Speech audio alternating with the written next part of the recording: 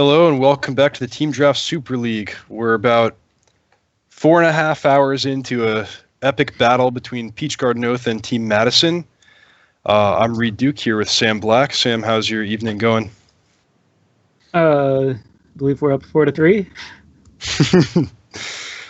So pretty good then, I guess.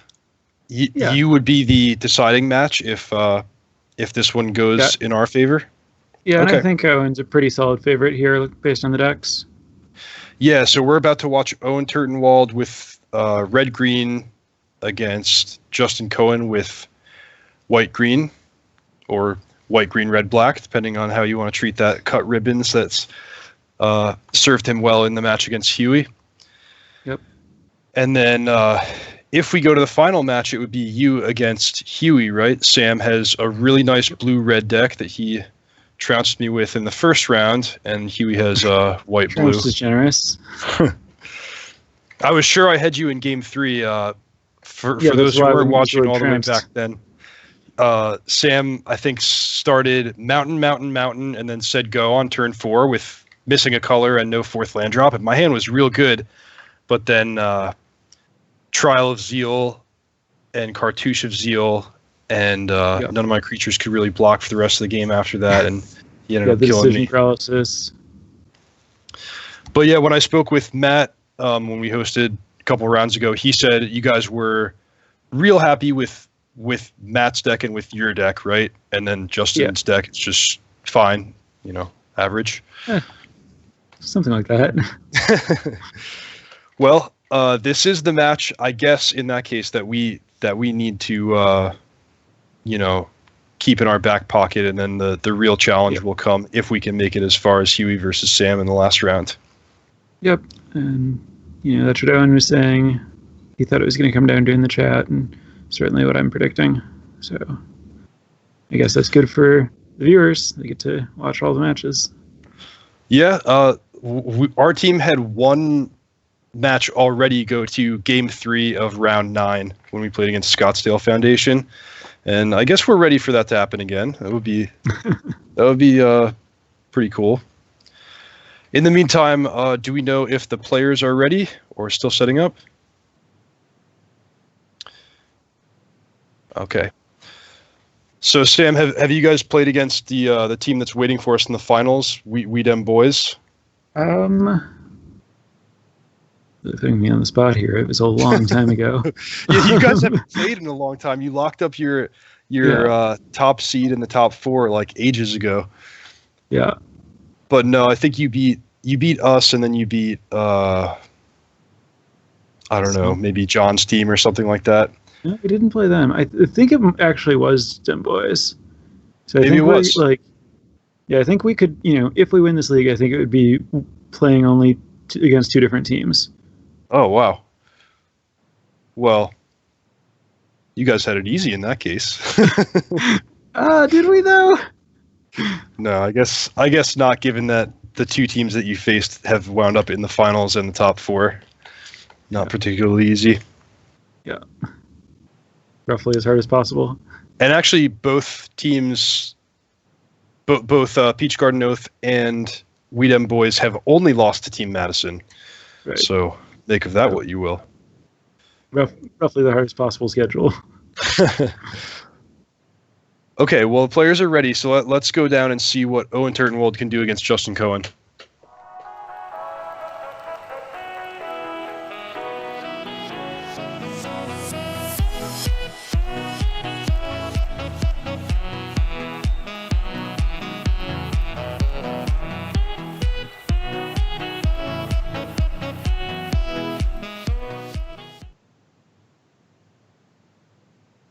Hello, welcome back to match number 8 of the semifinals of the Team Draft Super League. Team Madison currently leads 4-3, and this is Owen Turtenwald versus Justin Cohen. Both players have abysmal opening hands. Yeah, those are both terrible. I'm hoping we see some mulligans. Do you ever keep 6-land hands in Limited? Certainly not if my last card is Harrier Naga. Mm-hmm.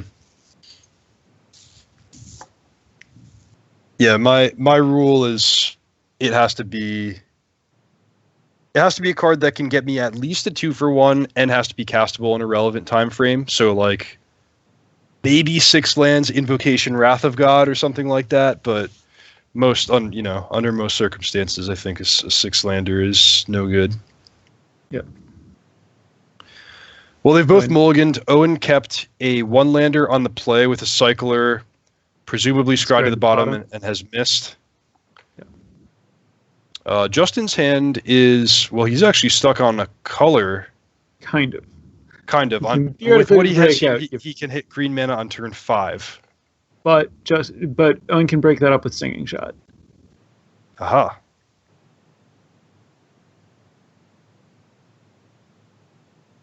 Ooh.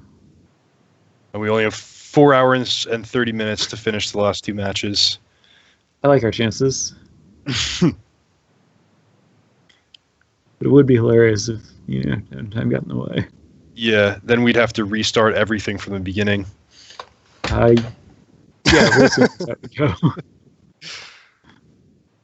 Do you think Justin will fire off the Sandblast on this Ronus' Stalwart?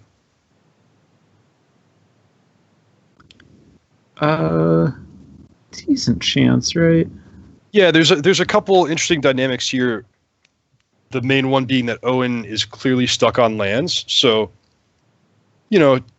under ordinary circumstances, you might want to wait for a juicier target, but how long is it going to be before Owen's casting, 4 and 5 mana creatures? Right, exactly.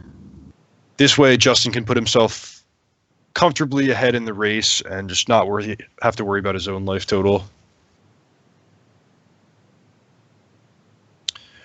Owen told me he main deck Stinging Shot based on, I forget whose deck it was he was predicting would have a lot of flyers, but he said he had noticed a lot of flyers going around in the draft and felt pretty good about a main deck Stinging Shot. Sure. Maybe it was the River Hopos. Main deck and Stinging Shot? Yeah. I mean, it could never be that bad. It's pretty good against white and pretty good against blue. Has some applications against black as well. Well, Owen's still not hitting. Oh, he did hit his land. So that's good news. He can start playing 3-drops, and then Sand Strangler, when that finally comes down, can catch him up a little bit. Unfortunately, it's only 2 turns before Justin Cohen can play his most devastating card, the Sifter Worm. Yeah, and Owen has to work really hard to deal with that. Sifter Worm against Red in a combat or something.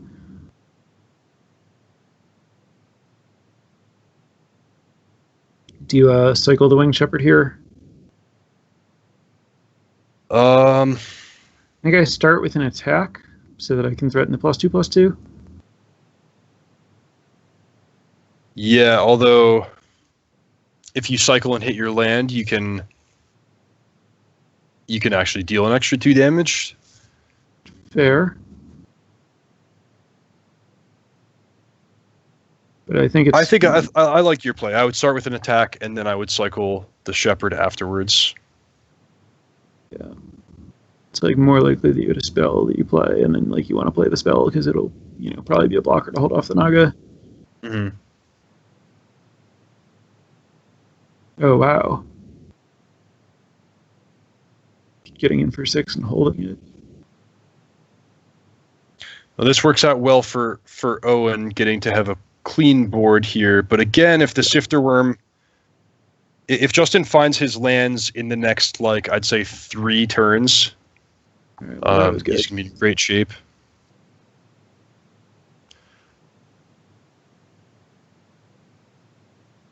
Oh, wow. That's a huge draw for Owen. Oh, yeah.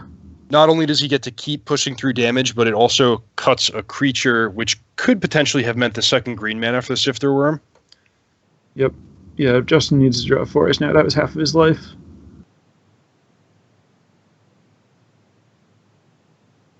All right, Owen can attack through this Shepherd. Wow.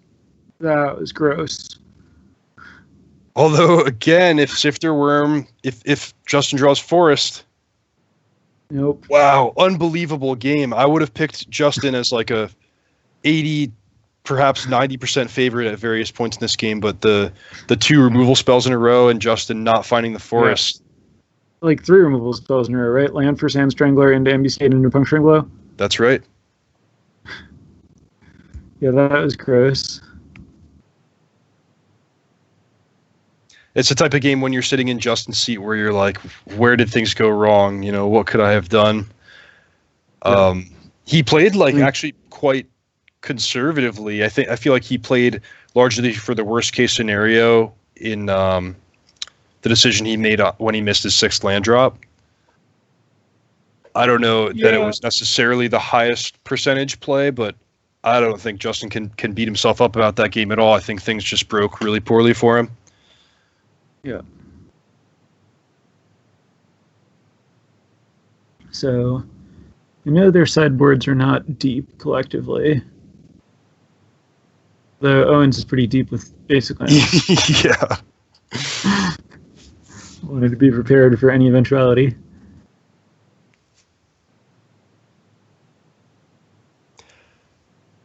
How do you feel about combat tricks like pump spells in a matchup like this? Well, I definitely like them on Justin's side since all of Owen's removal is damage based. Okay.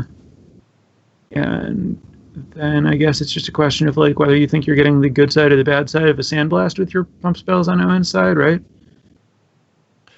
Yeah, that's a great point. How it matches up against Sandblast is very important. So maybe something like a Kindled Fury would be a no, but Gift of Strength Gift of Strength, I think is what it's called. That maybe can line up the way Owen needs it to. Yeah.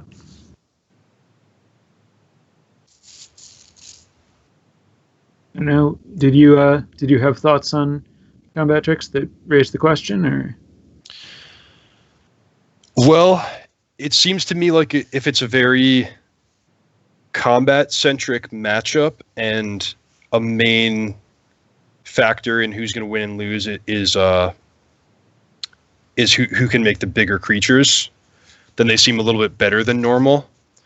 Yeah. Like, for example, I think combat tricks are pretty bad in any matchup where my deck was involved, my deck being like pretty defensive with a lot of removal. It's more, those games are more about like card advantage and stabilizing. Yeah, and especially since like your removal is, and I mean your removal mostly doesn't care about tricks. Like it's -1/-1 counters and exile effects and stuff. Exactly. But this matchup seems a lot more centered around the creatures than the spells, so it's more appealing to have when a combat both decks are like Naya, those are really when like combat tricks are going to be at their best. Like you're not going to get blown out by hard removal and unsummons and stuff, and instead everything's about numbers.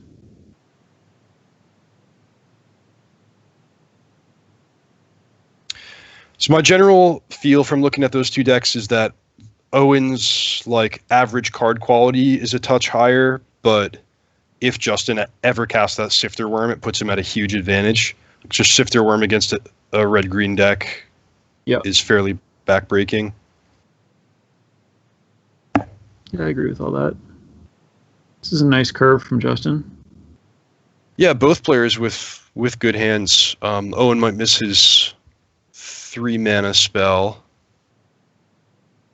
If things go perfectly for Justin, Owen could miss his 3-mana spell and his 4-mana spell. Yeah, that's true. Ooh, and Justin drew the Sifter Worm. Nowhere near casting it, but it's good to, it's something that could happen. One of Justin's best draws from this point would be the Oasis Ritualist, unlocking both the Sifter Worm and the Cut Ribbons. Yeah, that's Pyramid top of Pantheon would do it too, but only over the course of 4 turns. Yeah. Yeah, so like attacking with both guys and playing the Naga here.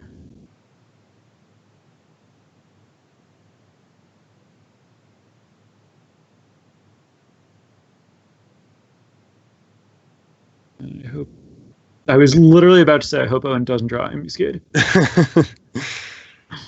So what will he do with it? Well, the thing that I'm assuming is attack before blockers, Ambuscade the Harrier Naga. Right, because he doesn't want to trade off the Exemplar when it's threatening to get even bigger.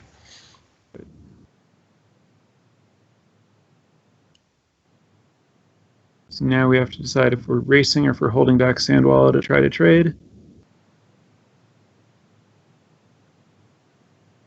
think I like holding back the Sandwalla.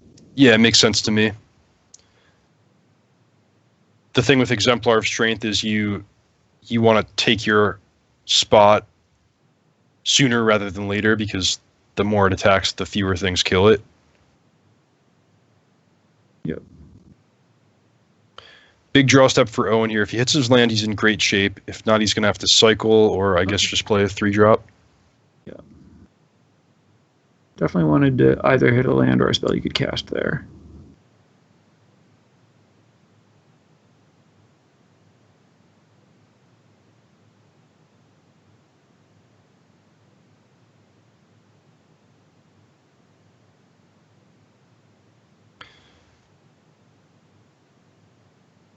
Assume he's passing, obviously. Yeah, the real reason to not make that trade is it chokes up Justin's mana a little bit. Yeah. Well, that and his creature's just much better. Right. But, if you were to think like this creature's going to trade with a 3/3, inevitably, at least you can do it in the way that's least convenient for Justin. Yep.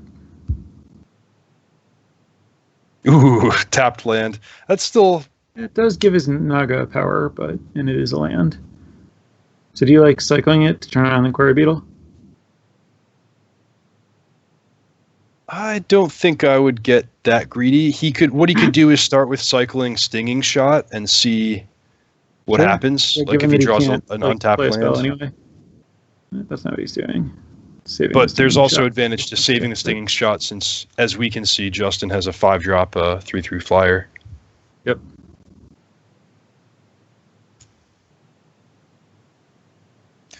I'm sure Owen has studied the deck lists pretty carefully. He knows exactly how many and which creatures Justin have that have flying.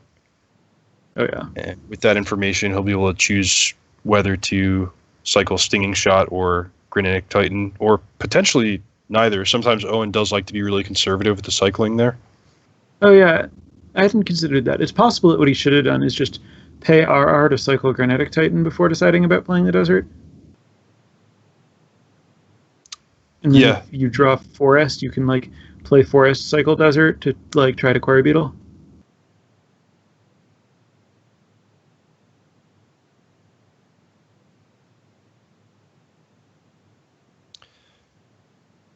Although, at a certain point, you just prefer to have the Titan in your hand, I think. Like if you could play the Desert and the Forest, you're pretty close to playing big game-changing creature.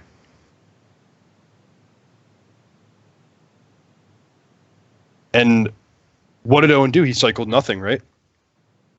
Correct. Yeah, he likes to be very patient with that stuff. He told me his strategy for the all Amonkhet sealed deck format was to put as many big cycling creatures in his deck as possible, and then to never cycle them. Which begged the question, why not choose the big non-cycling creatures? But, he had something that works for him, and he was going to stick with it. Sure.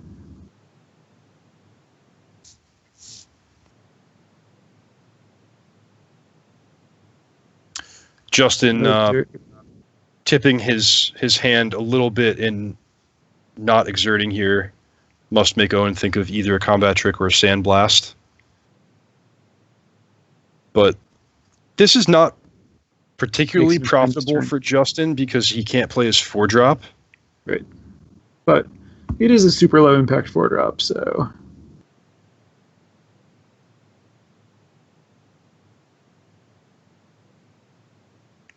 So this becomes interesting because both players stuck on land sort of drawing out of a stall.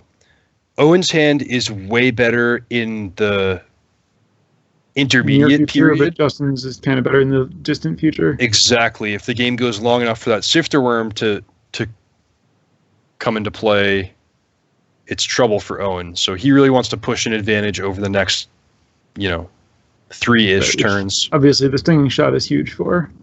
Yeah, 2 spells in the same turn, very big. That was a good draw for Justin.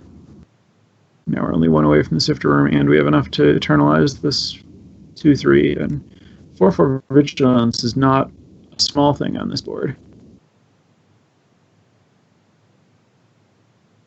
Although, as it happens, Owen's creature is exactly Graven Abomination, so if like a removal spell were to happen, he draws Sand Strangler.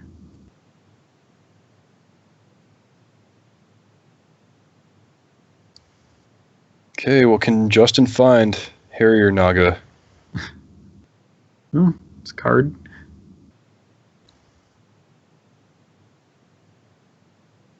Owen can play the Titan, but still a ways from pushing through. Yep, but yeah, it doesn't look like he's going to be able to, win this game without Justin casting Sifter Worm. So he's going to have to fight through the Sifter Worm in some way.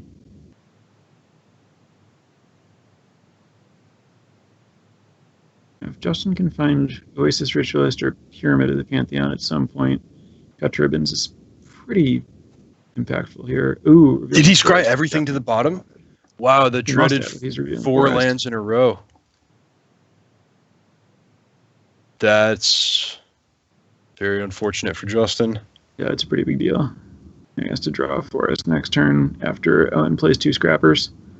I mean, the Sifter Worm was still a really effective card because now that's 3 lands he doesn't have to draw through one at a time. However, that's no consolation for, his losing out on the life gain and a good draw in a pretty close game here. Right.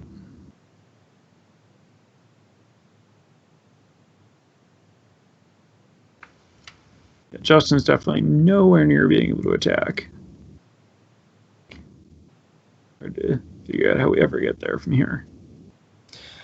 The fact that many of Owen's creatures have Menace makes this pretty interesting. Like, Justin gets effectively a free block on one of the Menace creatures by putting Sifter Worm and Sentinel. But at any point, really, I think it's Sentinel and Harrier Naga on a Menace creature and Sifter Worm on something else if he attacks with more than the Menace guys. But if he just attacks with the Menace guys, then Justin does take a lot of damage and then just like trade a Sentinel for one of them, which is not great. Owen attacking with just all the Menace creatures here is definitely reasonable for Owen. It's really bad for him if Justin has Sandblast. That's true. But the game's gone on a long time, and Owen knows what the last couple of draw steps from Justin have been. They've all been lands. So Owen should have some amount of information about what Justin's card is. It's interesting. He's trying to trade one of those things for a Sentinel and push 4 damage.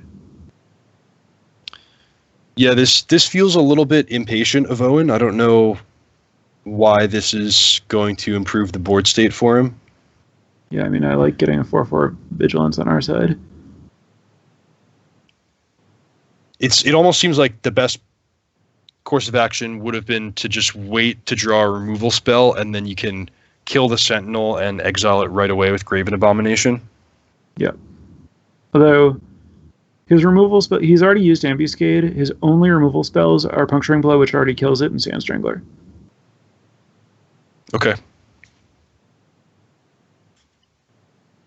But I mean, it's possible that you're just supposed to wait to find the Puncturing Blow.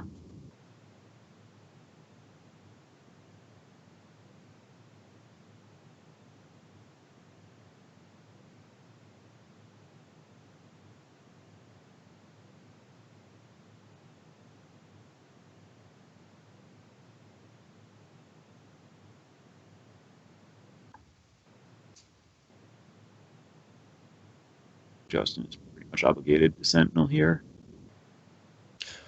Because the Sentinel is the better defensive creature, he's more willing to put that in combat. Abomination. Right. That's an even better reason.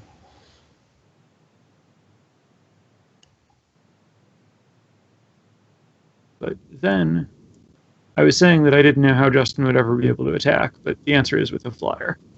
And this 4/4 flyer is going to be really, really good.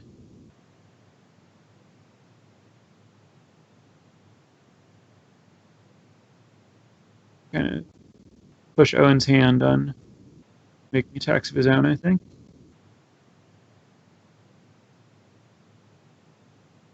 We could drop Pyramid of the Pantheon right here. Oh, that'll work.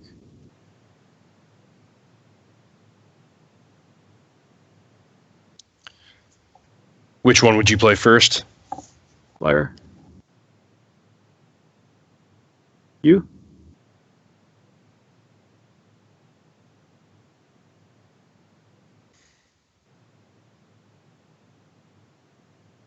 I might play the Ritualist if I am anticipating an attack from Owen next turn, because the Angel's your real way to win in the long term, so you don't particularly want to put it in combat. Spell. Yeah, I mean, I will admit that I didn't do any math before answering about like how good Owen's attacks are. I'll tell you, math becomes difficult when it's 1:50 a.m. and you've been playing for this many hours. It's a huge board with like an arbitrary number of menace creatures, and yeah, it didn't seem worth it so much as just firing off a snap answer on one or the other.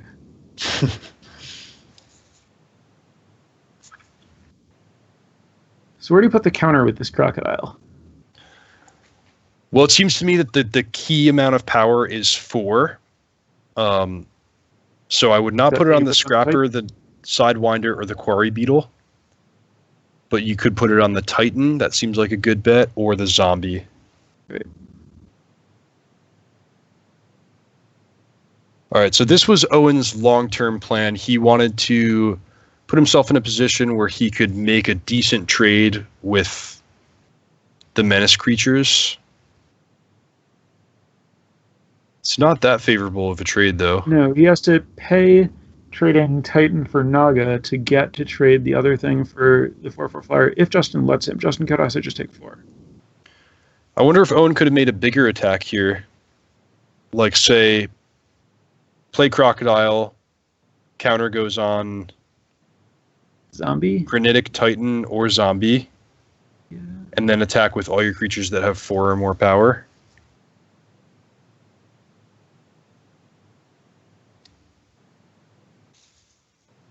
So Owen's just holding this crocodile as a trick, kind of like that.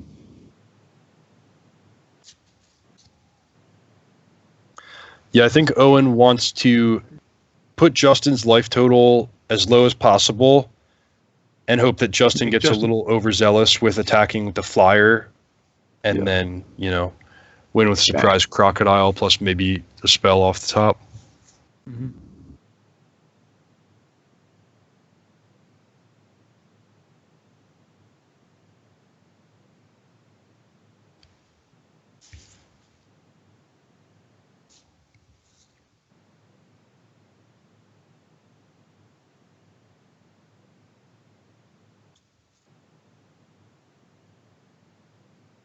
Well, if the plan was to hook Justin into attack with the Angel, you got that. Menace guys inserted.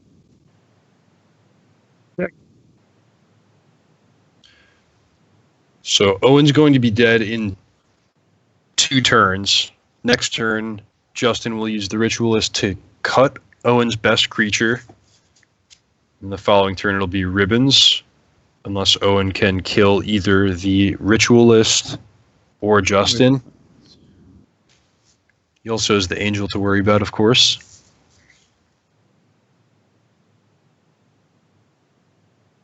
The Angels. Yeah. So we cut the Menace guy here. That does seem the safest.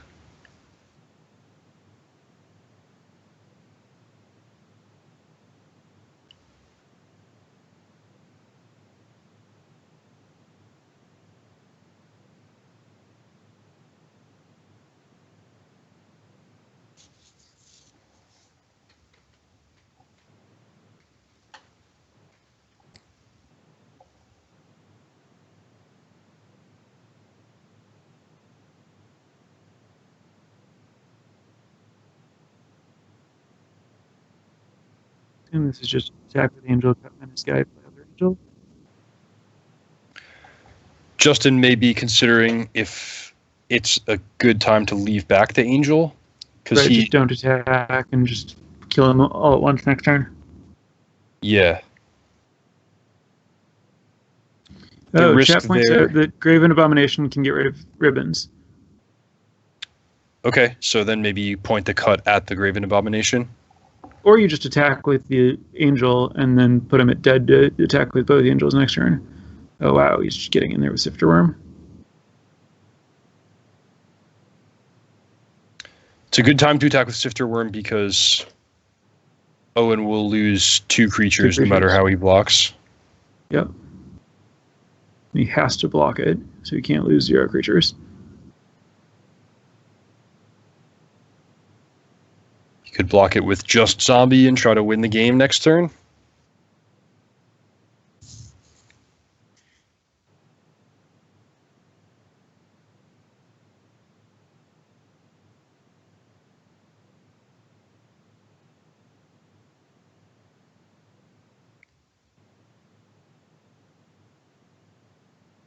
Justin has 2+2/+2 cards in his deck, so that's what Owen's thinking about here.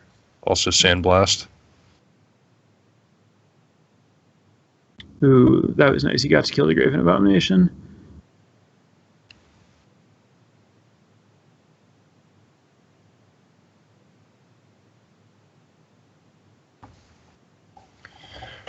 Looks like Justin's very close to evening the score at 1-1. Yep. That'll do it.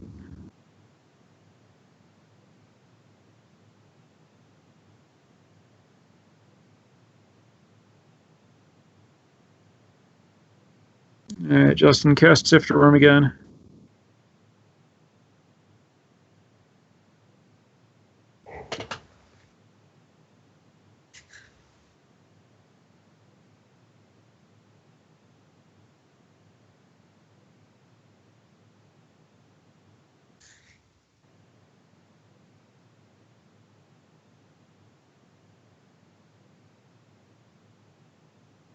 Both players taking a look at their sideboards again, though it doesn't seem like this is the type of matchup where you need to get too tricky. Looks like Owen was not satisfied with the performance of the Graven Abomination.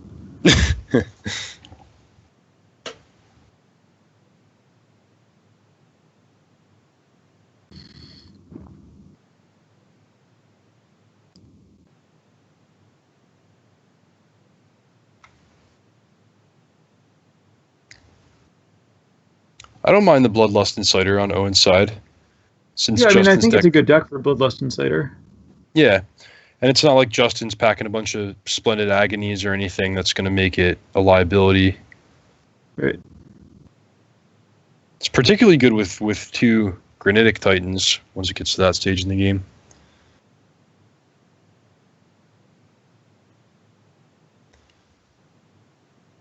Okay, functional hands for both players. Owen missing red mana. Yeah.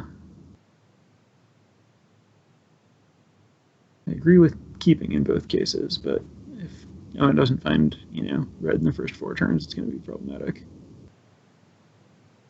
Ooh. It was the right turn to draw that card. Yeah, definitely.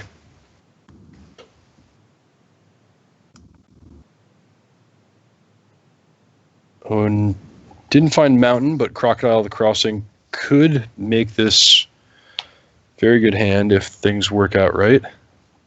Yeah, I mean, it's a powerful card.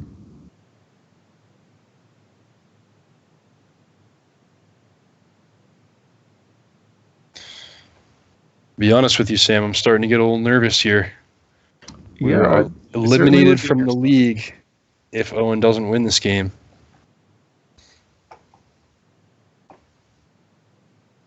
So what do you like doing from Justin's side here on this next turn if he doesn't draw something that changes the situation?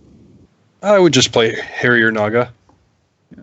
Oh, and he drew a land, which means next turn he gets to charge and play a guy, which is nice. Mm-hmm. All right, a 4th land, so while he's not hitting his red creatures on curve, at least he gets to continue making land drops and play out a creature that... the best Crocodile I've ever seen. No. Snap off this trade in Justin's spot.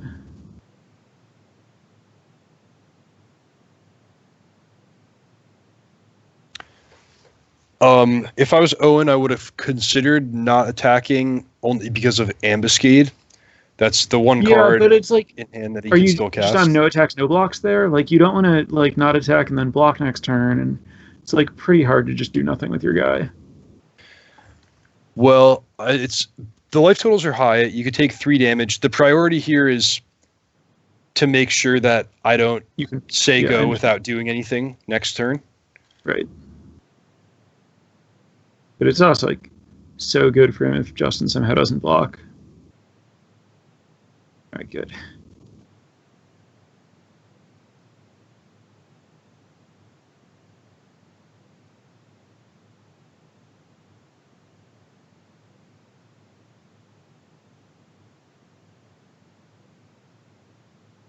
Devotee of Strength with Pyramid of the Pantheon's pretty nice.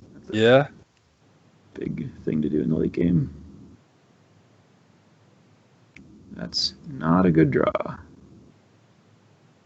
I passed the Pyramid of the Pantheon to Justin pretty late. I was like, I think he's drafting a white beatdown deck. He's not going to want this. But I was half right. That's pretty funny.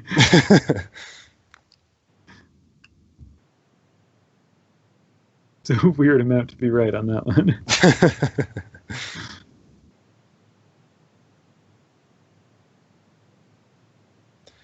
All right, well, Owen cycled and found a mountain, so that was the best case scenario. Is he still did get to play a creature, can trade off. So now the game gets interesting because Owen's drawing out of a mana screw and has a pretty good hand, but Justin also has a great hand and is soon going to have the Pyramid of the Pantheon active to have all his colors and basically, as much mana as he can need. Yeah. And so, like, it's going to be pretty tempting to ambuscade this Devotee of Strength, but then he won't have an answer to this 4/4 flyer.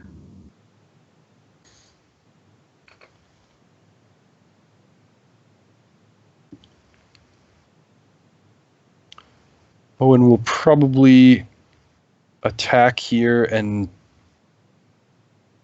just play 2 creatures. He could play Quarry Beetle also. It's going to go very good. Would be really bad for us if Justin tried blocking there. Guy like playing 2 creatures.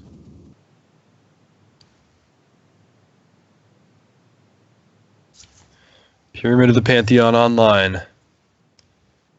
So at worst, he gets to play 8 mana worth of creatures this turn. Ooh, I like that draw.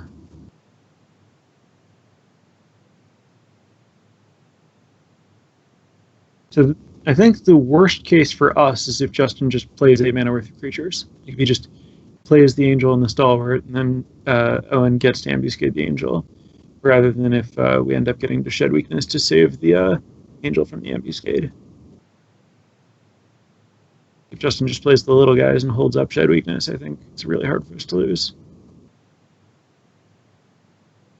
So you want to play the 2-drop and the 4-drop and leave up mana? Or just play the flyer.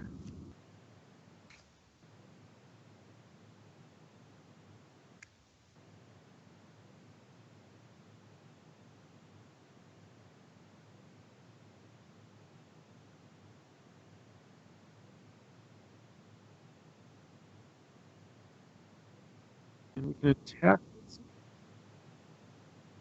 I like attack. Yes. I like attacking with 1. Okay. We attack with Devotee of Strength. Just helps itself to trade with both of them. Attack with both. Sam, I think your microphone might be cutting in and out a bit. Uh-oh.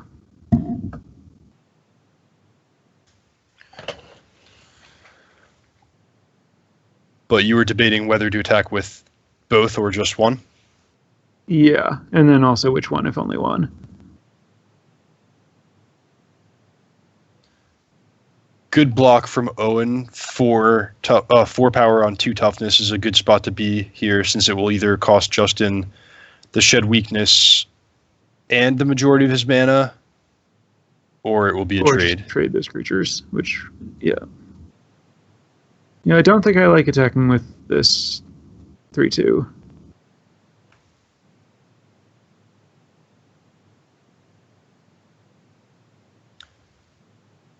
The Devotee of Strength is a very high value creature in this game. Yeah. But the Shed Weakness is also very high value because, as you mentioned, it can potentially counter the Ambuscade. Right, and Justin should know that Shed Weakness protects Angel from all of Owen's removal.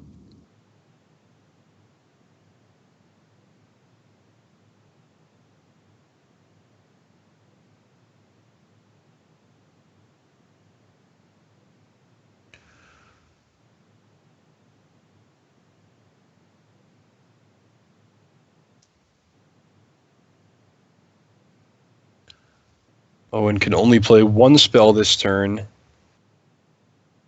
He can use Burning Fist Minotaur as a way to turn on Thresher Lizard at a surprise time, so you might see him play Mountain and attack with both. Well, surprise time is an interesting way to put it. He could also play Mountain and Frontline Devastator and then attack with both. Yeah. Discarding Quarry Beetle would make 8 damage and set him up to threaten lethal next turn if Justin's not careful. I don't mind that play because at the 1 spell per turn rate, it's going to be so long before both Quarry Beetle and Frontline Devastator have an impact on this game. Sure. Kind of like being aggressive. Owen's also in a really bad position to try to block against the Devotee of Strength. Plus, Justin's deck just has Combat Tricks and Sandblast. So, if I'm Owen, I think my best chance is to try to play aggressively and steal the game.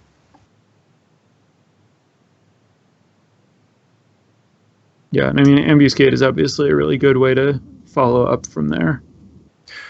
He would have 3 creatures in play, and only 2 of them would need to connect to be lethal, plus a removal spell. So that really forces Justin to not attack with much at all.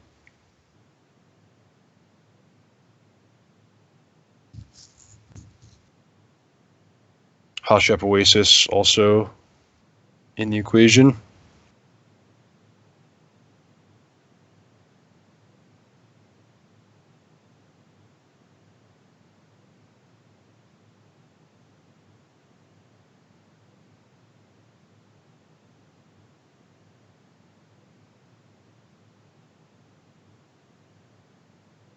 This is more time than I would expect. Owen usually thinks in this kind of spot.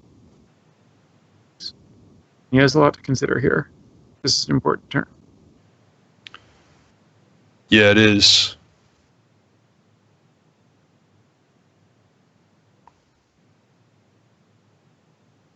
On the one hand, Owen is pretty good at racing situations like this. On the other hand, he does not like spewing value by discarding a 4/5 creature.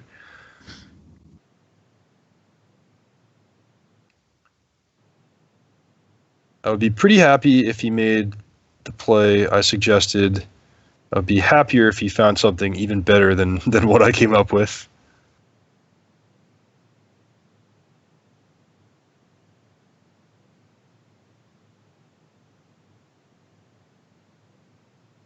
Oh, he didn't play the Devastator first.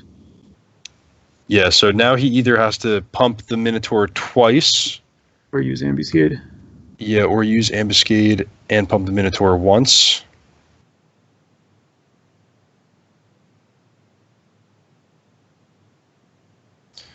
All right, so he got to kill 2 creatures for the price of 2 cards. Force through a little damage. Not the worst. Justin picked up another 4-drop, so he'll probably play Steadfast Sentinel and Talkrop Elite, and that makes it a little tough for Owen to attack. Yeah, and I hope that Justin stops attacking here.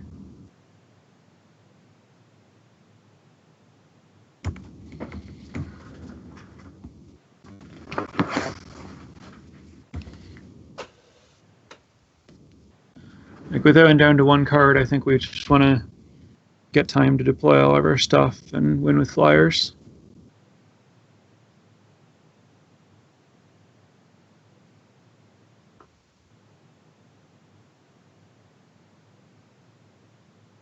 All right. Owen should play a creature and pass.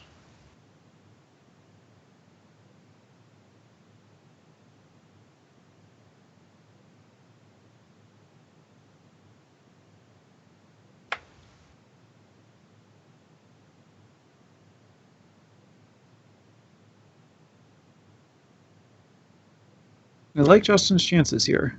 Yeah. Steadfast Sentinel has been an all-star in this match, just like a ground battle that's gone pretty long in all 3 games. Yep. I think that card's slightly underrated. Yeah, it's definitely a fine card. I usually only play it when like I don't have a 23rd card that I'm super happy with, but then every time I play a Sentinel, it winds up being pretty decent. Sure. Yeah, there are like, some decks where I actively want them, and I feel like most people view it as just like, a bad playable, but like, I like it a lot in certain blue-white decks and stuff. Okay.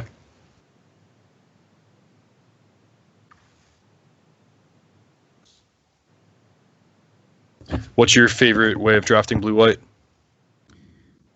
My favorite may not be the one that I think is most common or necessarily best, but my favorite is like the white cards that I would want to have in my deck are like Godfarrow's Faithful, Sandblast, Farm to Market, maybe Steadfast Sentinels, Haven of Enduring Hope. And then the blue cards are like Strategic Planning, Tragic Lesson. So very much a blue-white control. Yeah. Just like card advantage and life gain and like get card advantage with like Eternalize and blue card draw and just like make Sandblast a good card. I think Sandblast is like, pretty medium in most decks. So it's like and Stranglers obviously always draw. Yeah, so Owen can kill a 3/3 and attack with all 3 creatures, or he can kill Talcrop Elite and play a little slower. Block on the Devastator. Or yeah. I guess Owen's guys are all 4 power at that point. Right. So maybe what would happen if Justin blocks the Angel on the frontline Devastator and the Sentinel on the Minotaur?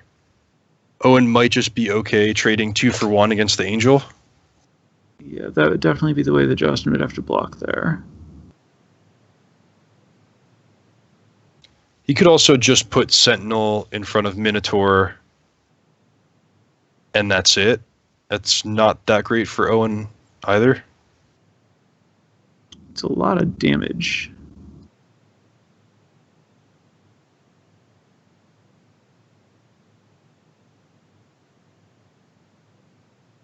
Then Justin goes to 4.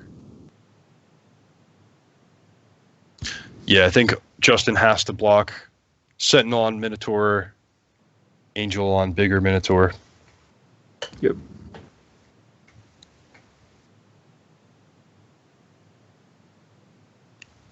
That Sand Strangler was a really big draw, as it always is. Yeah, two for 1, a 2 creature swing in a close game like this.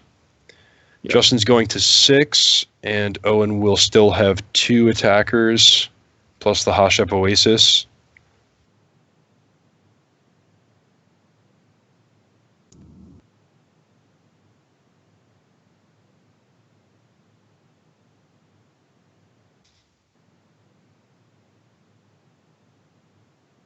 Yeah, the Oasis could end up being a pretty big deal in this game.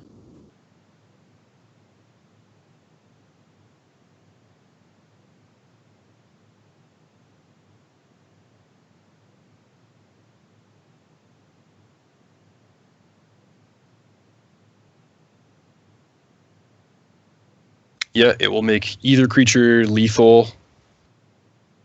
Yeah, It just draws a land here. That's not something good. It's okay. That really it certainly gets worse, but blanks the Oasis, sort of. Sure. Ooh. That's a card. Jeez. Oh my god. Yeah, now Owen's happy just hanging out. Owen should win on the spot if he draws a land for that, just because doesn't the draw lizard. Worm. Oh, that's not good. The lizard and the beetle will both survive. Yep. This is going to be real tough to... We're going to have to get really lucky from here. Yep, that's it. Looks like duty calls, Sam. You're going to have to win the deciding match for your team. All right. Let's see what I can do. Wow. Talk about backs and forths. Owen won the 2 games that I thought he was going to lose, and he lost the game that I thought he might win. Yeah, it was a sweet match. It was a sweet match, yeah. We've had some good ones tonight. Yep. Good draft overall for, just playing close, interesting games. Yeah. Well, we're now 4-4, with the last deciding match being William Huey Jensen against Sam Black. I believe Sam's, you're 1-1 with your deck, and Huey's 0-2 with his. So that's accurate. This will be Huey's time to shine. He's pulled through in the past. Sure he has. Okay, well that's it for Sam and I in the booth. But when we come back, it will be I don't know, probably Owen and Matt covering William Jensen against Sam Black. Looking for a challenge? Magic Online offers monthly limited and constructed events which lead to the yearly Magic Online Championship. Download Magic Online at mtgo.com and start earning the points you need to enter.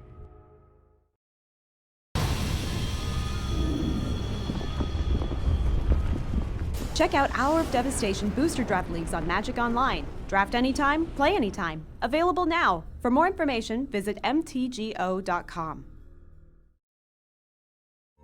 HasCon is happening September 8th through 10th in Providence, Rhode Island. HasCon will be hosting a Magic the Gathering Iconic Masters release event, 25th anniversary drafts, Magic spell slinging, and all your favorites from the world of Hasbro.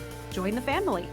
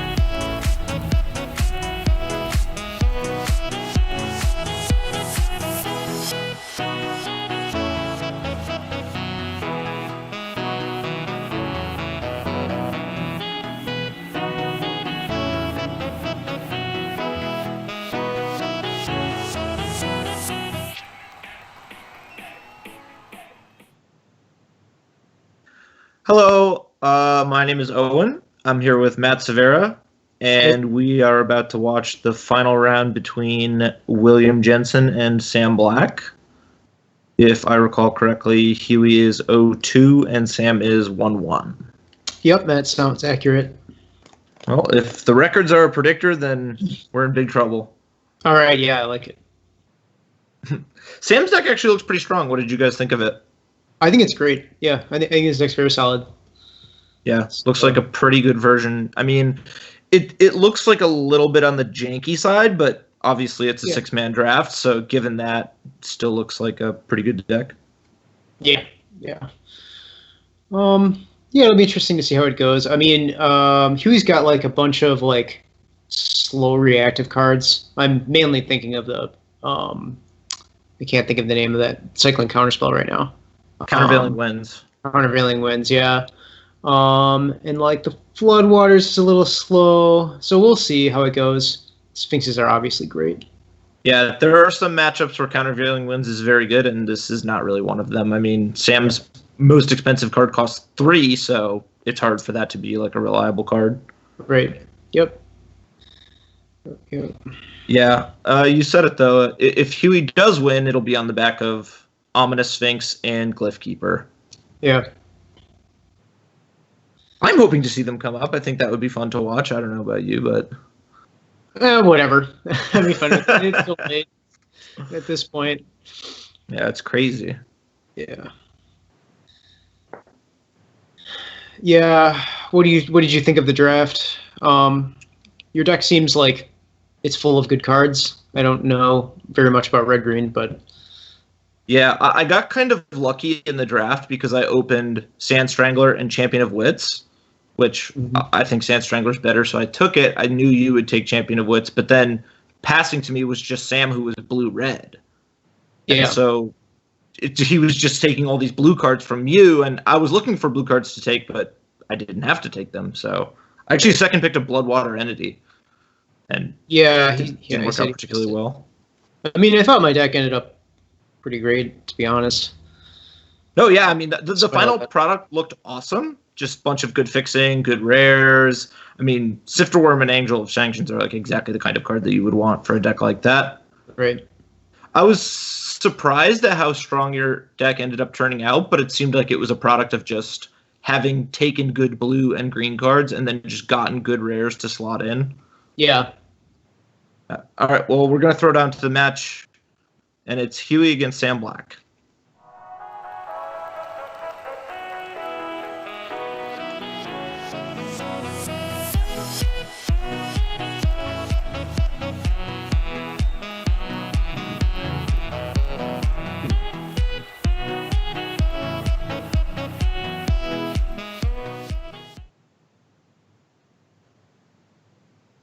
All right. It looks like Sam Black won the die roll and has a phenomenal opening hand.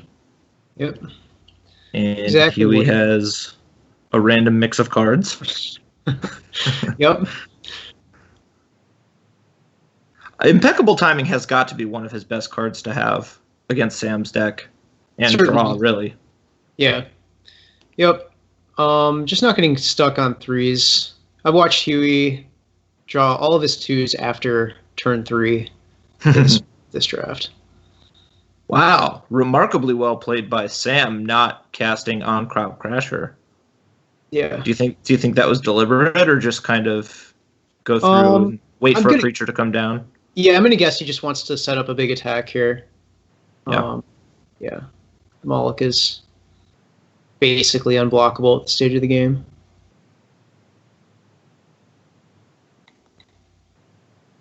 I wonder if it was a good play for Huey to cast Solitary Camel and not Heckma Sentinels. Yeah, I don't know. Just force Sam to get... to have something. I mean, a spell or... Right.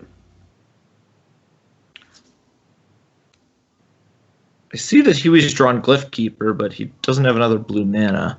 Yeah, And it's not that great against Sam's 3-drops. no, I agree. I mean, it's not that strong against the Thorn Molochs.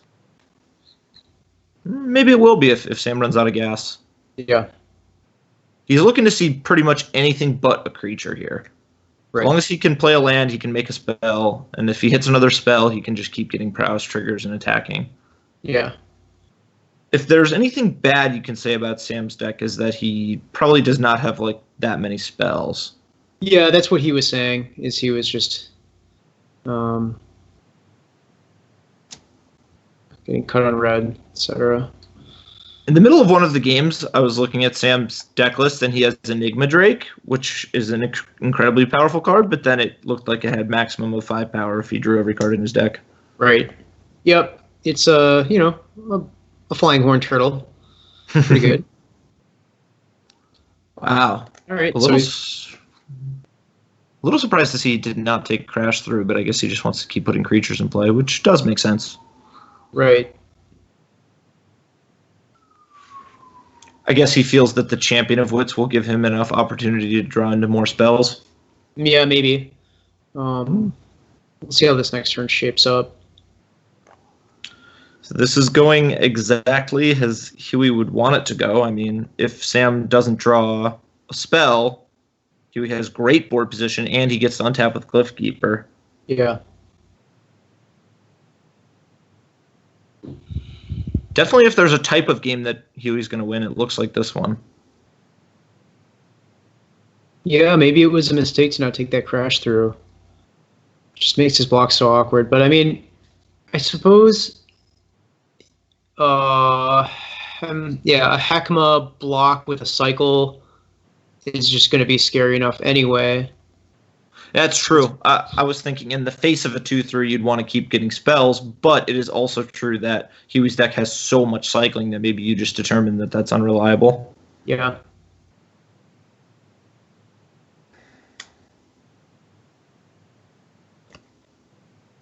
Wow, Sam's in a bit of a pickle. Yeah. Okay, so he's going to go with Champ. Just wondering if there's any merit to playing Crasher and just jamming and exerting on the Sentinels. I guess this allows him to set up a turn with double Crasher. Yeah, that could be nice.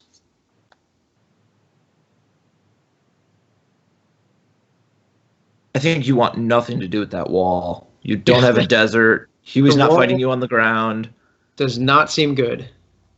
And the 5th land is attractive because it lets you rebuy the striker or hit a 6th land for a double Crasher turn. Yeah, agree.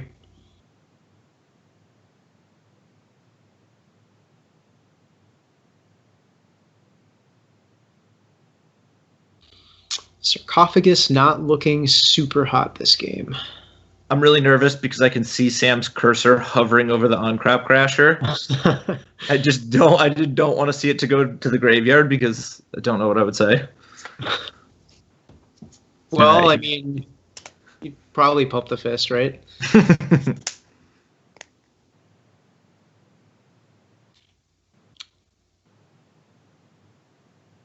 Floodwaters is a fine draw. Certainly. He's not particularly likely to cast it, but yeah. It has cycling with the Sarcophagus, and if he can draw into a Countervailing Winds, then that would probably be a pretty strong card. Right. At some point, at least. Yeah, I mean, it allows him, he can, get a cycle if he wants it, and play the 3/2 flyer. I guess it is possible you could just bounce 2 Thorn Molochs and just... I mean, Huey knows the deck list, and he's definitely aware of the on-crop Crashers, so... Right. He's trying to find the best way to attack with Glyphkeeper and not die. And his options look super close. Yeah.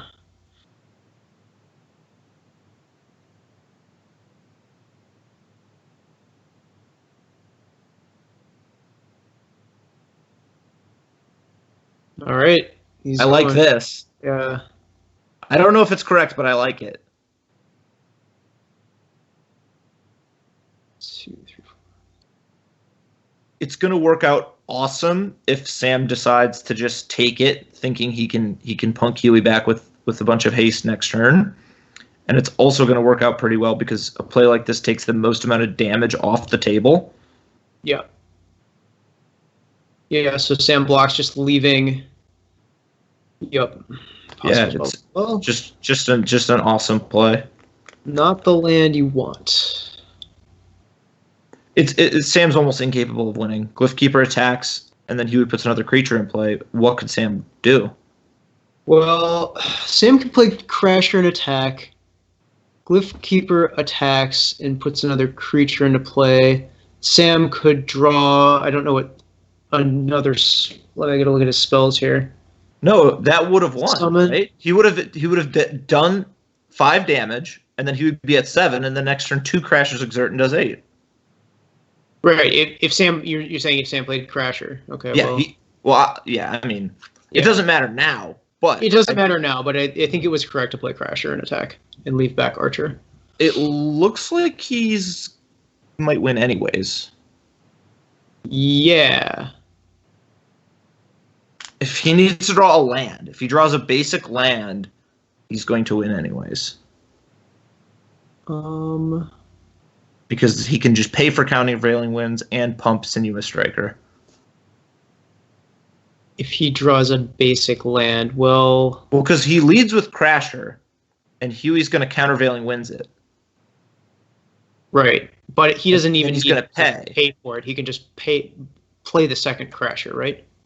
Yeah, paying and playing another Crasher are the same thing. He's still only got 9 power on the table. Yeah. Okay. Either way, he's one. Yeah. No, you're right. You're right. Striker. Yeah, he needs a win. He would have won the game, regardless of what Huey had, if he had went for the Crasher play. Which maybe he's playing around something that I'm not aware of.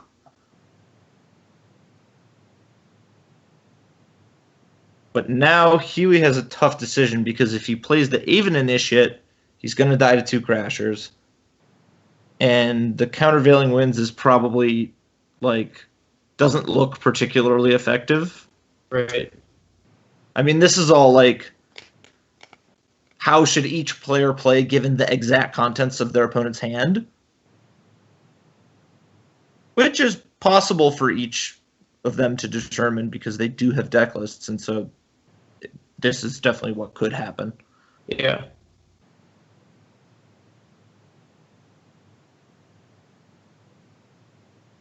Is it possible Huey's best play is something like Aven Initiate Go, and then try to attack with 2 flyers next turn? That way he doesn't lose to any combination of on-crop Crashers. Or maybe even start by cycling countervailing winds, and if you draw another cycling card, Sam has to chomp block with Sinuous Striker? Yeah, let me think here. So if it's Aven Initiate Go, 2 on-crop Crashers, Huey's alive. I love this play. I absolutely love this play. Because you cycle, and if you get lucky and draw another cycling card, you can press your advantage. And if you miss, you can just cast the Aven Initiate and try to kill him in there next turn. Yeah, this was really good. Oh, just great. And for the second turn in a row, he took max power off the table for Sam. And what looked like Sam had one of his best hands, he just lost with all great cards in his hand. Yep. I mean, let's not sell Glyph Keeper short. It did come down turn 5 and attack every turn until Sam was dead. I mean, I can't debate whether or not Huey got a busted hand, but he did play the game extremely well. Yeah, he definitely did.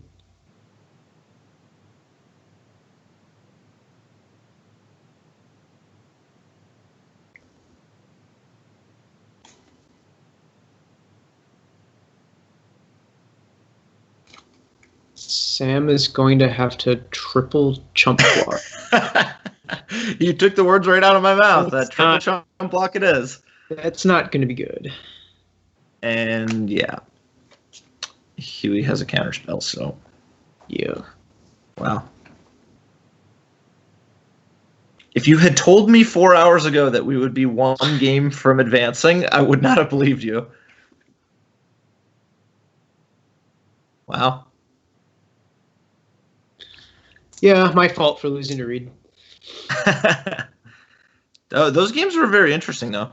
Yeah, they were pretty weird. Yeah. If you had told me I'd lose to that demon, I would not have believed.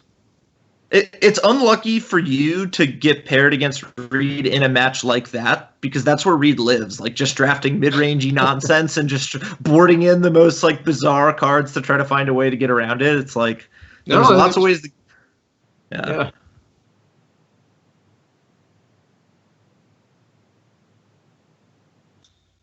All right, so it looks like the winds are coming out, and small creatures are coming in. Max unsummons. If you're here, you put in decision paralysis. No, I think it's too bad when you're on the defensive, which he almost always is.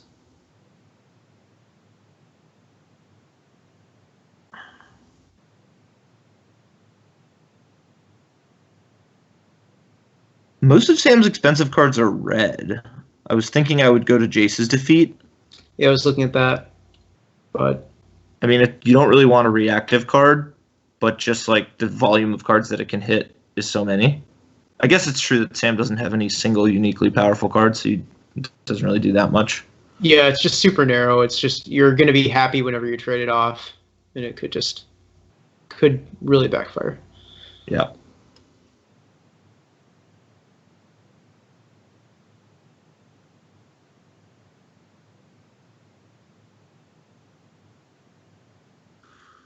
All right. They both have pretty good hands. Yeah. Consigned to Oblivion doesn't seem like a particularly good card against Sam's deck. Yeah, I can get behind that statement. Who knows? Huey will probably find some way to make it great. I mean, whenever I talk to Huey about draft, he always seems to think things like that. Like, if he just has the ability to maneuver with his cards, then he'll have a much better chance of winning, and that has rang true. Rang true or rung true? Either way, the bell's ringing. It's 1:30 in the morning.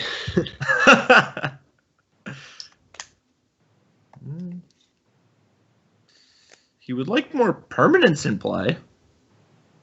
This is going very well for Sam. Yeah, this is what Sam wants to be doing. Yeah. Multiple spells in hand, multiple reasonable attackers. Ooh, bounce spell. Here it comes. This is a fairly face-up. He was saying, I have a bounce spell. Or impeccable timing. So Sam may just not pay his mana. Yeah. It seems much more likely to be an impeccable timing.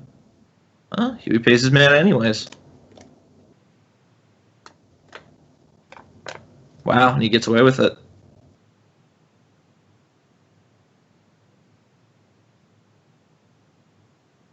Another land for Huey.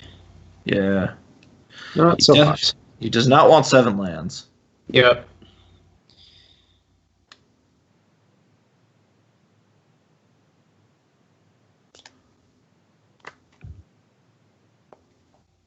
You gotta think he's going for the 2s, yeah. Yeah, he's gotta. Yeah, I would too if I was in his seat. Oh, yeah. It works out very poorly, but it was the correct play for sure. Yeah, I mean... Yeah. I mean, he's unable to deal damage with the Sinuous Striker again. Like, Right. if you look at the way Huey's hand has played out, or Sam's hand, he's cast 4 creatures and he's dealt 0 damage. Yeah. I mean, Yeah. the first time it was just an unsummoned cost spent to buy time, and the second time he actually got really favorable exchange of cards on it.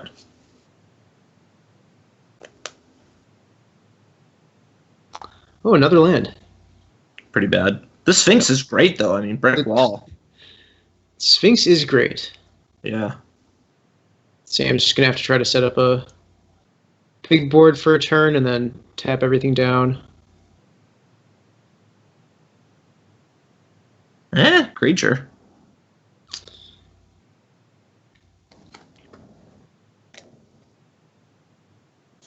Yeah, I mean, he was still at 17. Yeah. Not horrendous. Wow, get mean. Oh, Lord. It's a pretty good draw. Oh, no. Ay. All right, game 3.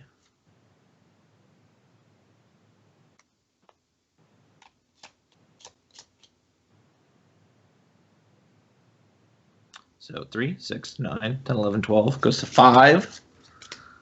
I can't imagine he has any outs.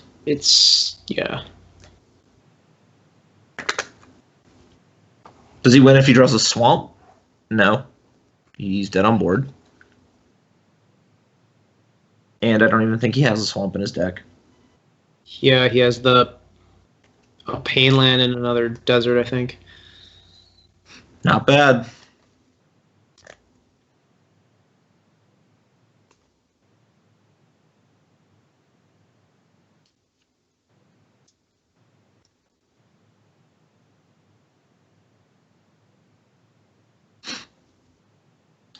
Sam is definitely making this blue-red spells deck look good.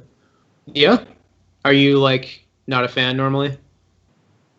His version of it looked kind of poor, but his draws have been good, and he I don't know. It's overperformed for sure. I mean, this draw was great. Yeah, he drew. Yeah. Half his spells.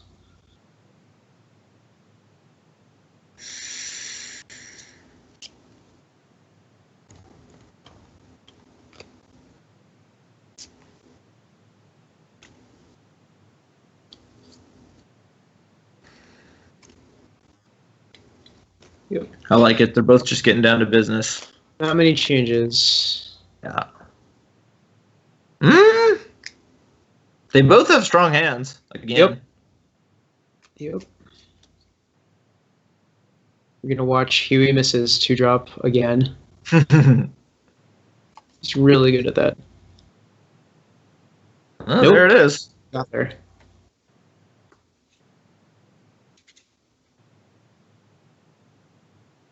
I also like that they're playing fast. Oh, yeah. Oh, yeah. This match is great. Yeah, it is great. Wow. Yeah, Sam just takes it. He's gotta get in damage. I'm always nervous about spots like that because when you don't block, you have to be so certain that it's correct because you just so often trade for a card of similar value later anyways. Right. Exactly. Yeah, I mean, he was going to set up to race here. Does not look like it's going to turn out to be correct for him. Yeah.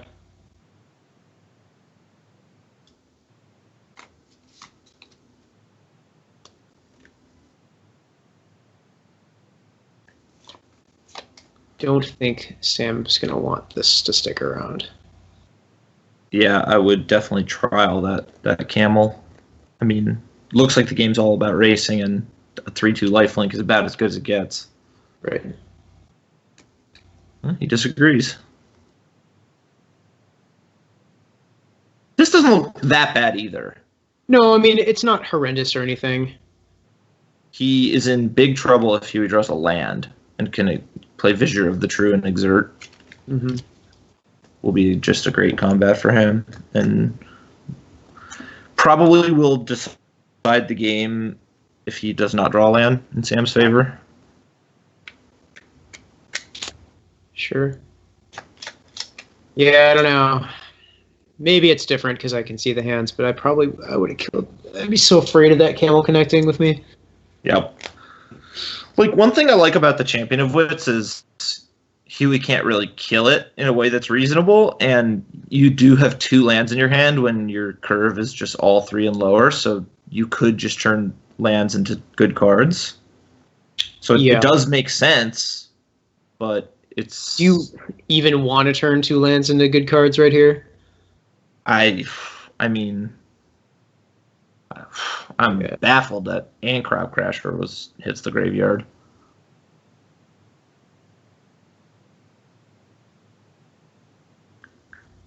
Huey's kind of taking his blue-white cycling deck and drawing the 8 white weenie cards that he has.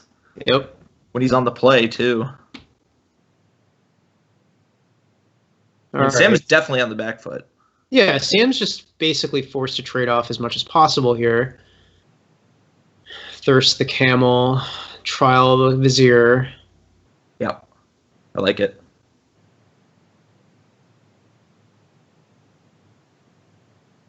Get in for a reasonable hit. He was just hoping he can use Jeru's Renunciation to, like, punk out the last couple points of damage. Yeah.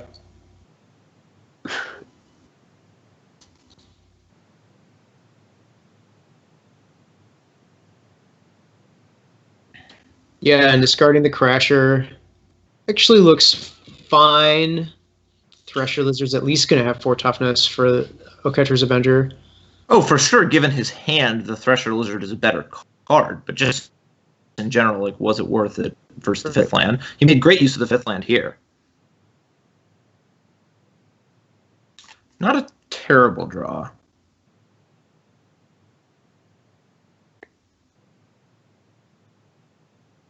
Huey knows if he draws an untapped land, he can flashback the Oblivion half. The life totals are looking pretty dicey.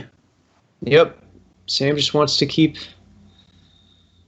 I mean, Sam attacks here, puts Huey to 8. Wow, it's going to be close. Yeah, the tap 2 creature is going to be pretty good. Yeah. Looks like game Huey, unless something crazy happens. This is a great bounce. Yep. Yeah, it is just game Huey. Oh, it's game. Yeah, it's just game on the board. Yeah. Wow, I didn't see that play, but it is pretty blatant. Yep. Wow. Go Huey! Wow. You had to think the game would have played very differently if Spellweaver Eternal had blocked out Catcher's Avenger on turn 2. Yeah. And Huey kind of played it great because he attacked and didn't exert and said, go ahead. Sam declined, and the game just worked out exactly in Huey's favor. Right, yep, it was not about what it looked to be about from Sam's side. Yeah. All right, well, GG's, guys. Well, thanks for watching, and tune in next week for the finals, 6 p.m. Thank you.